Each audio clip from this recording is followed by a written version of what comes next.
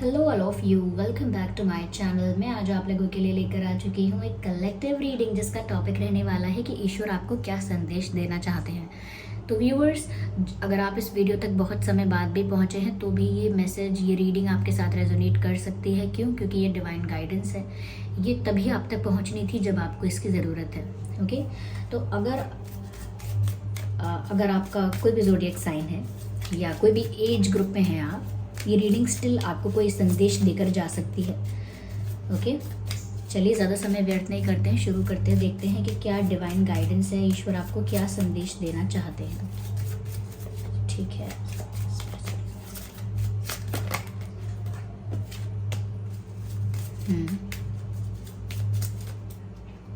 so now I need one card and here we have that one card. Yeah, let's take one more.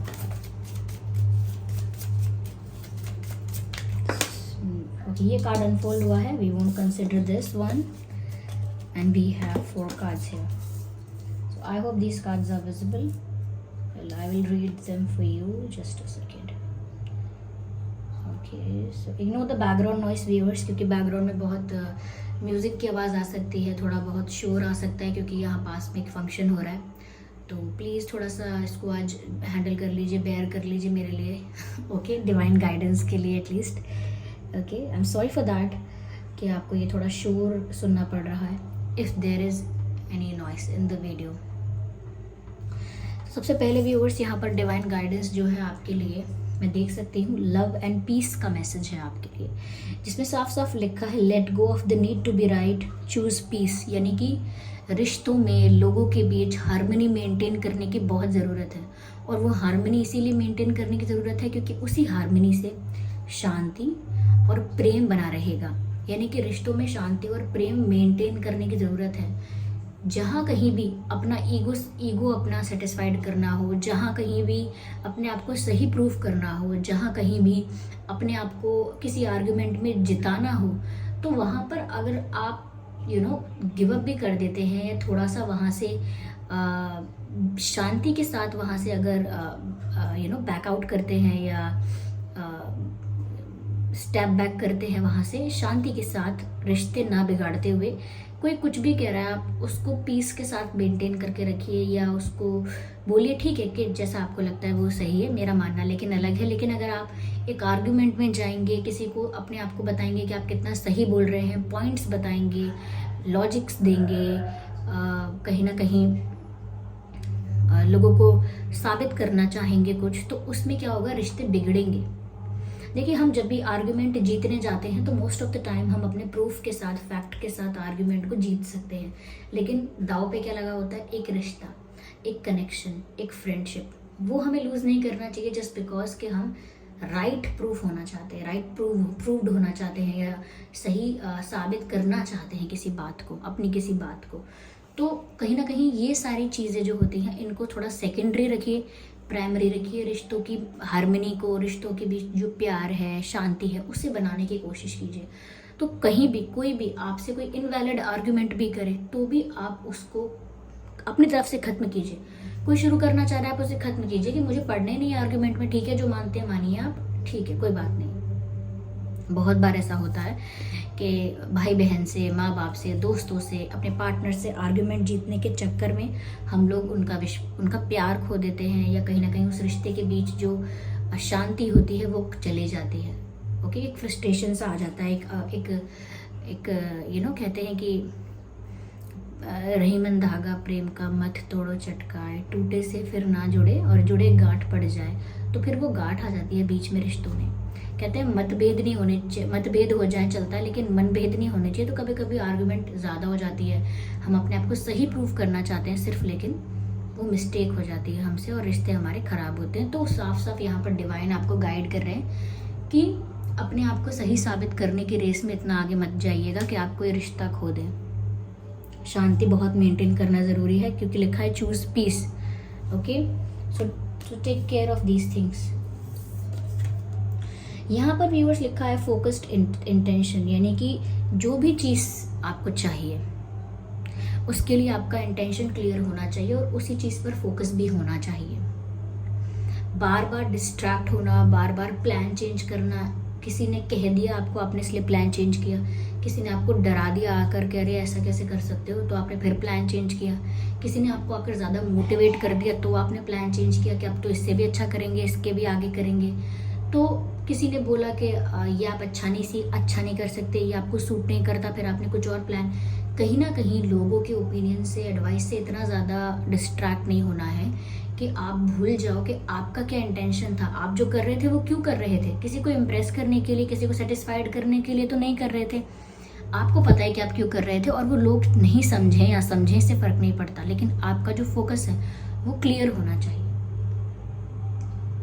ठीक है, जब आपका focus clear होगा तो आप कुछ भी कहीं ना कहीं अचीव कर सकते हैं, जो भी आपका टारगेट है उसे अचीव कर सकते हैं। अभी भी यहाँ ये मैसेज है, okay, think about what you desire, see your sites high, set your sites high, expect the best possible outcome. देखिए कितना अच्छा मैसेज है, ईश्वर आपको कितना अच्छा संदेश दे रहे हैं। कहते हैं think about what you desire, यानी कि जो आपकी इच्छा है, जो आपका एम्बिशन है, जो आपका गोल है, उसके बारे में सोचिए, उस पर ही फोकस कीजिए, सिर्फ दूसरों की बातों पर फोकस मत कीजिए, उस पर फोकस कीजिए। And set your sites high, यानी कि अगर आपका कोई गोल बड़ा है, आपका विजन कोई बड़ा है, ओके, तो उसको वैसा ही रहने दीजिए। यानी कि जो आप अचीव करना चाहते हैं उसे आगे तक पाने की कोशिश कीजिए। ये नहीं कि बस इतना हो गया, बस बहुत है, मुझसे नहीं होती मेहनत, अब मैं छोड़ रहा हूँ, ऐसे नहीं। जो आपने सोचा था, जो आपका विजन था, उसे पाने की कोशिश कीजिए, उसे आप पा सकते हैं। क्योंकि यहाँ मैसेज है expect the best possible outcome, क्योंकि आपको फोकस करने के बाद और कहीं ना कहीं बिना डिस्ट्रैक्ट हुए अगर आप वर्क करते रहेंगे तो आपको बेस्ट पॉसिबल आउटकम मिल सकता है। चाहे ये लव लाइफ की बात हो, चाहे करियर की बात हो, हेल्थ की बात हो, फैमिली की बात हो, एक्सेट्रा कोई भी बात हो, अगर आप अपना इंटेंशन क्लियर करके उस पर फोकस करेंगे तो आपको बेस्ट पॉसिबल आउटकम मिल सकता है। यहाँ पर डिवाइन मैसेज है।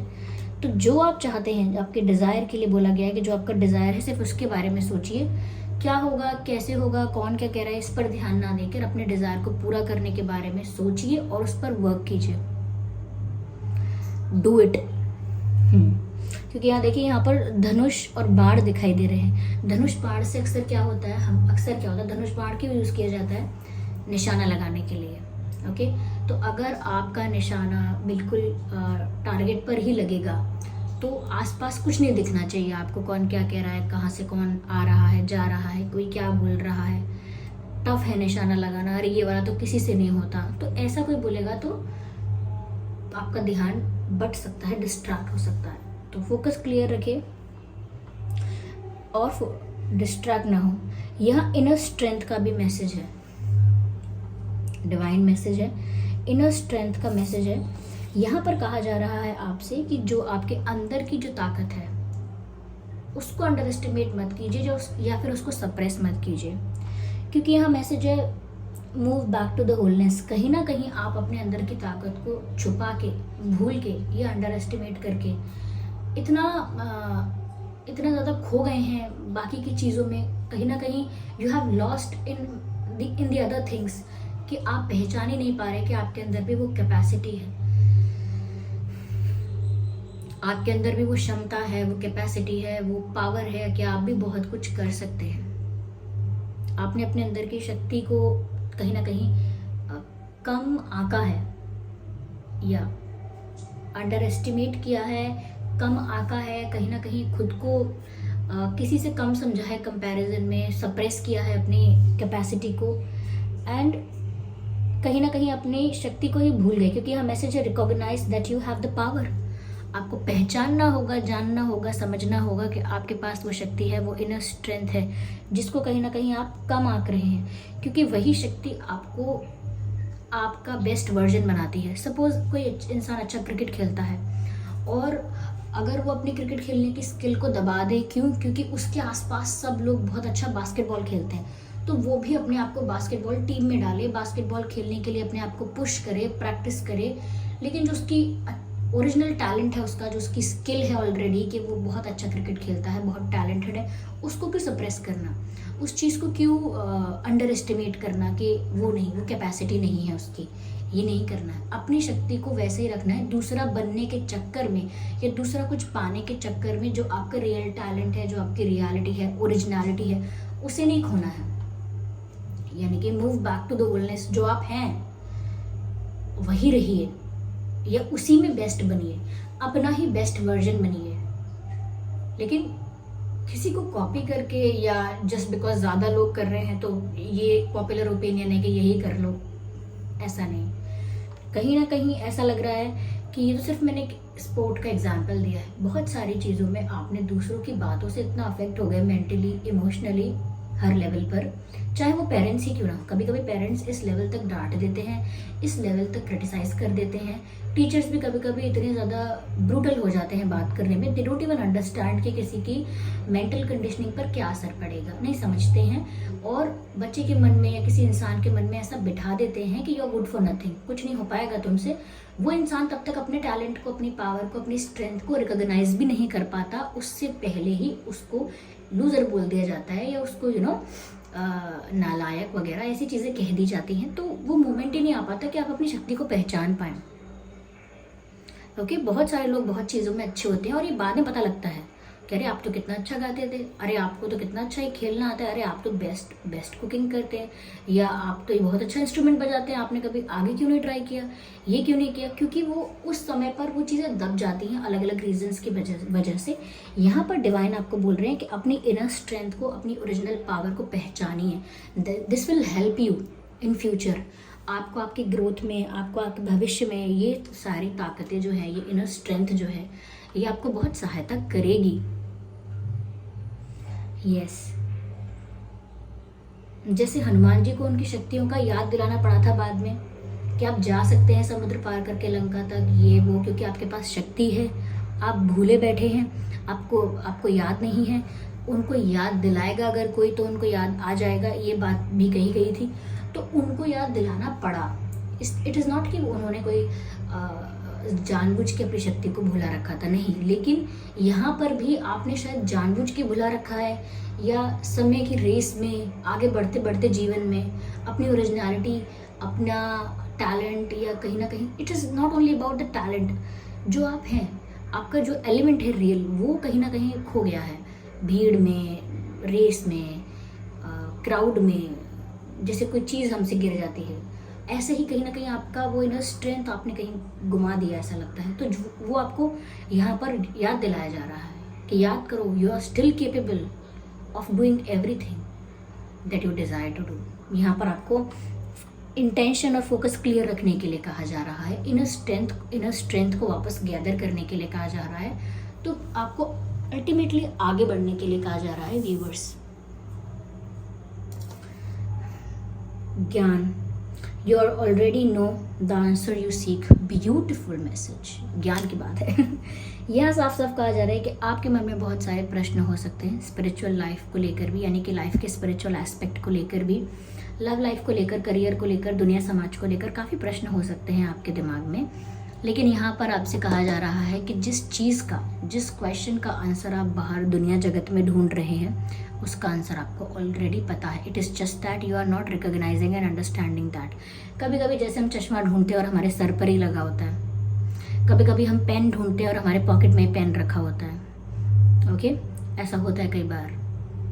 क्यों? क्योंकि आपका दिमाग इतना ज़्यादा बिजी होता है, बहुत सारी चीज़ों में बटा हुआ होता है, इतनी सारी चीज़ों से एग्जॉस्ट हो जाता है कि बेसिक इजी चीज़ें भी हम कभी कभी भूल रहे होते हैं। तो यहाँ पर भी ऐसा लगता है कि जैसे आपको आपके प्रश्नों का उत्तर पता है, आपको समझ में आता है कि ये क्यों हुआ, इसका रीज़न क्या था, मुझे अब क्या करना है, ये मेरे साथ क्यों हो रहा है। बहुत सारी चीज़ों का आपको पता है। अगर आप अपने अंतर्मन से पूछेंगे, थोड़ा मेडिटेट करेंगे, तो आपको पता है ऑलरेडी आंसर क्या है। लेकिन फिर भी आप उस आंसर को पहचान नहीं पा रहे। जैसे आपके सामने ही चाबी पड़ी है और आप चाबी ढूंढ रहे हैं, you are very close to your answer, because ऐसा लगता है जैसे आपको पता ही है, बस आइडेंटिफाई करना है कि यही है जवाब। बगल में छोरा शहर में ढिंडोरा, कहावत है हमारी तरफ कि अपना बच्चा खो गया है, ऐसा हल्ला करना पूरी जगह, सब चिल्लाना, ढूंढना, ढिंडोरा पीटना कि बच्चा खो गया, और वो साथ ही साथ घूम रहा होता है बच्चा। कहाँ खो गया, कौन खो गया। तो ऐसे ही तो पहचानिए व्यूवर्स कि आपको आपके क्वेश्चन का कोई ना कोई ऐसा आंसर है जो आप सवाल पूछ रहे हो लेकिन आपको वो जवाब पता है। ट्रस्ट वॉट यू नो, पर आप उस चीज़ पर विश्वास नहीं करते। You already know the answer you seek but you don't trust it. आपको लगता है कि मुझे लग तो रहा है ऐसा कुछ है, यानी कि जब भी आप जवाब के बारे में सोचते हो, आंसर के बारे में सोचते हो, आपको लगता तो है कि हाँ ये हो सकता है इसका आंसर, मुझे तो यही लगता है, लेकिन फिर आपको उस चीज़ पर विश्वास नहीं आता। जैसे कि स्कूल में जब बच्चे एग्ज़ाम देते हैं और एक आंसर लिखते हैं सपोज 2, और उनका कोई साथ वाला बोल देता है उनसे कि नहीं इसका आंसर तो 3 होगा, तो जस्ट बिकॉज उनको अपने ऊपर, अपने आंसर पर, जो आंसर उन्हें पता है उस पर विश्वास नहीं है, वो दूसरे की बात को सुनकर 3 लिख देते हैं, रफ करके 2 को हटा के 3 लिख देते हैं। तो ये पूरा ऐसा ही है। आपको आपके सवाल का जवाब पता है लेकिन फिर भी आपको अपने सवाल के जवाब पर विश्वास नहीं है, इसीलिए आप यहाँ वहाँ लोगों से पूछ रहे हैं, ढूंढ रहे हैं या कंफ्यूज हो रहे हैं। तो रिकॉग्नाइज कीजिए उसको भी। तो ये है डिवाइन मैसेज व्यूअर्स आपके लिए। आई होप ये रीडिंग आपके लिए रिलेटेबल रही है, हेल्पफुल रही है। अगर इस रीडिंग ने आपको थोड़ा भी गाइड किया है तो वीडियो को लाइक करें, कमेंट करके बताएं कि रीडिंग कितनी हेल्पफुल रही है, कितना रेजोनेट करती है आपकी सिचुएशन से, और सब्सक्राइब करें और बन जाएं ड्रीम टैरो फैमिली का हिस्सा। चलिए फिर मिलते हैं अगली रीडिंग में, तब तक के लिए बाय बाय फैमिली।